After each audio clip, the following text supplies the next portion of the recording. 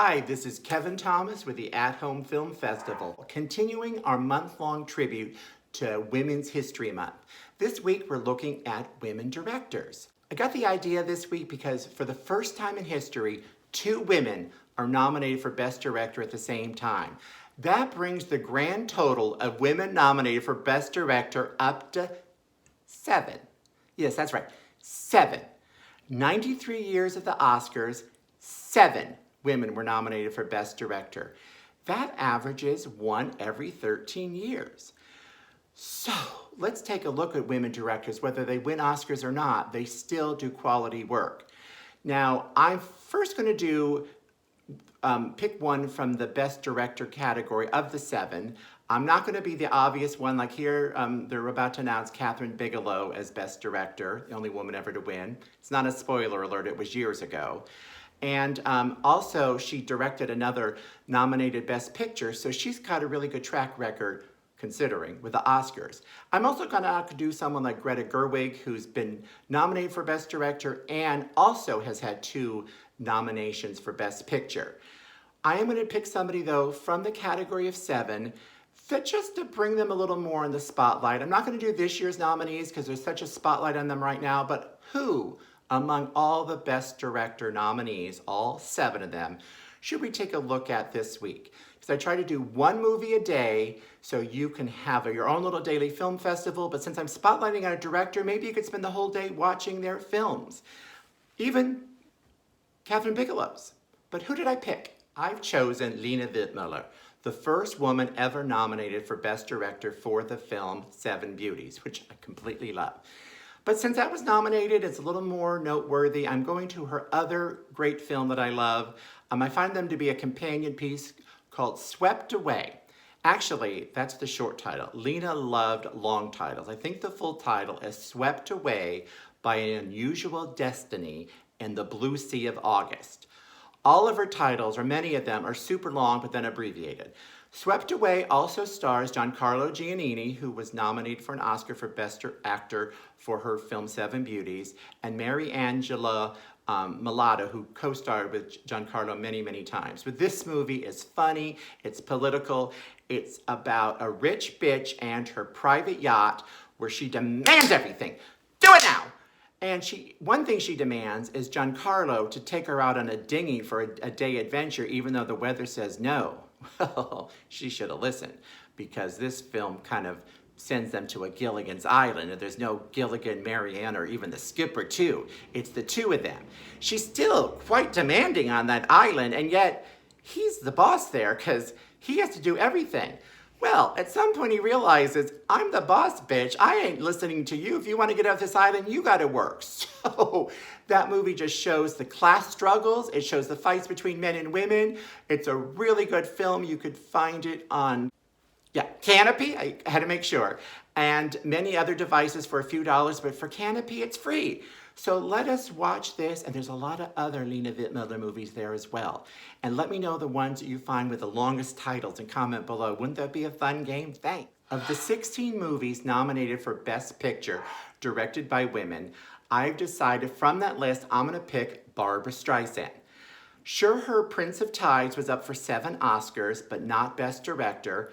And that actually doesn't always just happen to women only. I remember The Color Purple was nominated for 11 Oscars, and Steven Spielberg was not up for Best Director. I don't know how that can happen with either one of these. Since The Prince of Tides is probably a little more in the spotlight because of its omission for Best Director and it was a Best Picture nominee, I've chosen Barbara's directorial debut, Yentl. Not only because I love Yentl, but it shows that she could act, direct, sing, write, everything. And actually, I just recently learned that Yentl and Barbara was the first and only woman until this year to win a Golden Globe for Best Director. So I guess that recent diversity lacking from the Golden Globe Committee is proven true not only for races, but for women. So hopefully things will change there. But Barbara actually wanted to just direct Yentl. She didn't want to be in it or sing in it, but she still had to fight the studio with most of the funding. So she did everything they said. She acts, stars, sings, directs, writes. I do like the way she incorporates the song. She just doesn't want to break out and sing a song on the street. It's sort of an internal monologue. And I like the way this sort of empowers women. Well, not just sort of, it does. She's a woman who wants to study, but women are forbidden from studying. So she has to dress like a man. Sure, some people aren't convinced that she's a young man in school, but that's beside the point. It was nominated for 5 Oscars, none for Barbra. In fact, there was a big boycott and protest at the Oscars that year for her being omitted. And although Barbra so far has directed 3 feature films, it's very interesting to note that each one of her films led to Oscar nominations for actors in the film. Amy Irving was nominated for this movie, Nick Nolte and Kate Nelligan for her Oscar-nominated Best Picture, The Prince of Tides, and Lauren Bacall, her only Oscar nomination in history was in the movie The Mirror Has Two Faces that Barbra directed. So this you could find for free on Pluto TV and on Roku channel. You could pay a few dollars to rent it or buy it, but I love Yentl, I love Barbra. She's often on the Criterion channel or TCM, so let's watch Barbra. Go! There's one category at the Oscars where women have extremely excelled, and that's Best Documentary Feature. Since its inception for Best Documentary Feature, 1948, 120 women have been nominated for Oscars for that. And so far, 21 have won. This year will be 22 because all 5 nominees this year are women. So I am choosing Barbara Kopple, who not only is a pioneer filmmaker, she has 2 Oscars for Best Documentary Feature, and she puts a spotlight on crime and corruption and political choices and cover-up. But she also finds the humanity in people's personal stories. Like the feature I'm showing is Miss Sharon Jones. I never heard of Sharon Jones before this movie, even though I actually heard some of her songs but didn't know who she was. But Sharon, who was once up for a Grammy, so that's great.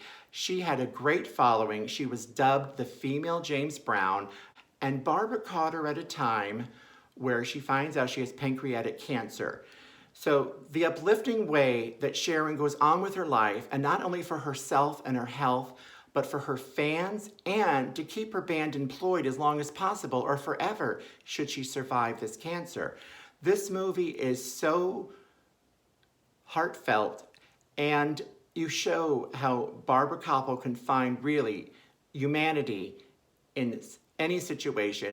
Tune in to HBO Max to catch it with me. Okay, I'm kind of cheating with her next film. It's from Nancy Meyers and it's Baby Boom. She didn't direct it. She co-wrote it with her then husband, Charles Shire, who directed it. But a lot of Nancy's directing films are already so noteworthy, I didn't need to focus on them. I mean, she did Something's Gotta Give, she did The Holiday, she's done so many good films. I wanted to do The Intern with Anne Hathaway and Robert De Niro, but I decided to go back to one of her writing credits, Baby Boom, because it wasn't the hit that it should have been. But it came out in a year with so many popular films that it sort of was overshadowed by The Last Emperor, Moonstruck, and Fatal Attraction. But this also has a very good point to it. Diane Keaton plays a strong, driven businesswoman who inherits a child that she knows nothing about. She's got to read it from a book.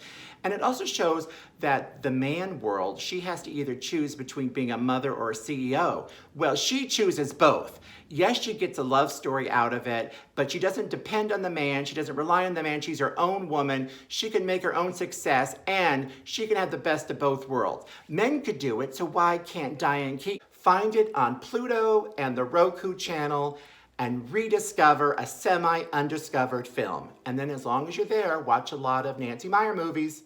Hey, next we're focusing on the directorial debut of Elaine May.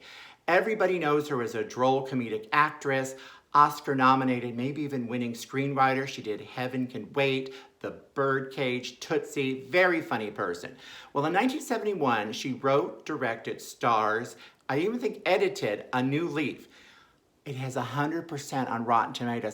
Anyway, this black comedy is super funny where Walter Matthau is a super rich, snobby guy that lives even beyond his rich means. He finally takes a call from his accountant and there he learns he doesn't have any money. But I'm a rich man. Well, you gotta spend less than you have coming in, right? So he decides he should marry Elaine May. She's nerdy, she's awkward, she's alone, she's lonely, she's rich. But then he says, you know what? Why do I just need to marry her? Why don't I kill her? So the fun begins. This movie is available on the Pluto TV channel as well as Roku. You could also rent it for a few dollars. I also think it's on the Criterion channel. If I recall, I think that's where I just saw it. So anyway, seek it out, really worth your while. Elaine May is so good. I mean, I also wanted to do her The Heartbreak Kid, the original, not the remake, but that's available no place to stream. And very interesting backstory on Elaine May. A friend of mine worked with her on Ishtar, which was a big box office bomb. Apparently, she films and films and films and films, seen again and again and again. She seems scattered on set as she is in her movies, but it seems when she's done with the editing process, something's coherent. But I hear her movie Ishtar, she filmed more than even Gone with the Wind did, and it was half the length. Anyway, little tidbit on Elaine, but let's watch her movies together. Whether you watch her as a director, a writer, or an actress, she's really captivating. If we go further back in time and celebrate women directors, we cannot ignore Ida Lupino. She started out as a great actress, everybody loved her, but then she started directing. And although it was hard to pick a movie of hers because my mind really wanted The Trouble with Angels, but that's too lighthearted, although I love Rosalind Russell and Haley Mills. But she did heavy-hitting subjects. She was not afraid to bring them to the surface on screen. A lot of these taboo things were even unimaginable to discuss in public, and you had alone a movie. So let's quickly look at her three big films. You could find them either on YouTube for free or Prime or even in Canopy. Not all in the same places, but let's look. First, there's The Bigamist. Exactly what the title says. This movie had a man living a double life with two wives, both very happy. I guess he gets caught. You have to watch the movie to find out. But people didn't even talk about getting divorced back in the 50s, let alone being a bigamist, right? Then there's Outrage. Oh, this movie, it's about a young, successful woman. You see here, she's in love, she's happy, she gets engaged, she has a great job. Well, she gets raped. I cannot believe a 1949-50 movie talked about rape. Oh, God, this movie's good and hard-hitting. This wasn't my number one choice, really, because I don't like the ending, which I can't spoil, because I want you to watch it. But this movie deals in a big topic, and Ida tackles it. Thank you, Ida. But really, her big pioneering movie is Not Wanted. Oh, boy, you talk about topics. Okay, so Not Wanted was supposed to be called Unwed Mother, but they would not allow that risque title to be used. Technically, Ida is not credited with directing this film. The director died early on in the filming, but since this is Ida's production company and she works on it with her husband, she just took over the helm, and this actually led her whole directing career. But this movie is about a young woman, as the original title said, unwed. She kind of goes a little batshit crazy where she wants to like steal children. Really, really good movie. You should watch it. You look for it under Unwed Mother or Not Wanted, but a good choice. Thank you, Ida Lupino, for helping pave the way.